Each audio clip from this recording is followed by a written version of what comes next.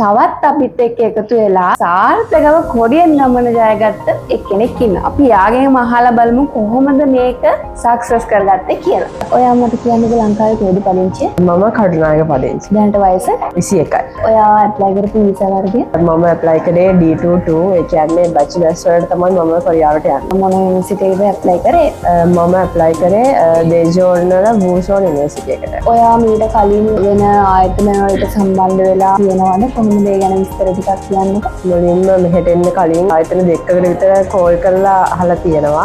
හංගු කන ආයතන විතරයි මම ඇවිල්ලා කෙලින්ම අවශ්‍ය දේවල් කතා බහ කරේ. අපේ කාර්ය මණ්ඩලය ගැන ඔයාලට මොනවද කියන්න තියෙන්නේ? ඒකම හුඟක් ෆ්‍රෙන්ඩ්ලි කාර්ය මණ්ඩලයක් මෙහි ඉන්නේ. ඒ වගේම අපි අහන්නත් කලින් සමහරවිට අපිට ඕනේ හැමදේටම හොලබල දව කරලා තියෙනවා. ඩොකියුමන්ට් හදන වෙලාවට අපි ඒ තැන් වල ඉඳලා හදිස්සියේ කෝල් එකක් අරගෙන වගේ කතා කරලා එයා ඉක්මනටම කතා බහ කරලා අපිට ඒ වෙලාවේ මොනවද කරන්න ඕනේ කියලා අහලා බලලා හරියට උත්තරයක් දෙනවා. ඒ නිසා ලොකු සහයෝගයක් ලැබුණා මේ දේවල් වලට. ඔයා දැන් කවද්ද කොරියාව යන්න බලාපොරොත්තු වෙන්නේ? මම මාර්තු 17 මෙහෙන් කොරියාව වල අපිට ඇතෙන්න තමයි ඉන්නේ. කොරියන් යන්න කට්ටිය ගොඩක් බලන් ඉන්නවනේ. එයාලා වෙනුවෙන් ඔයා මොනවද කියන්න තියෙන්නේ? ඉතින් මට කියන්න තියෙන්නේ ඔයාලත් කොරියාවට යන්න ආසාවෙන් ඉන්න කෙනෙක් නම් බය නැතුව හංගු කන ආයතනය තෝරගන්න. මට බය නැතුව රෙකමන්ඩ් කරන්න පුළුවන් මේ ආයතනය.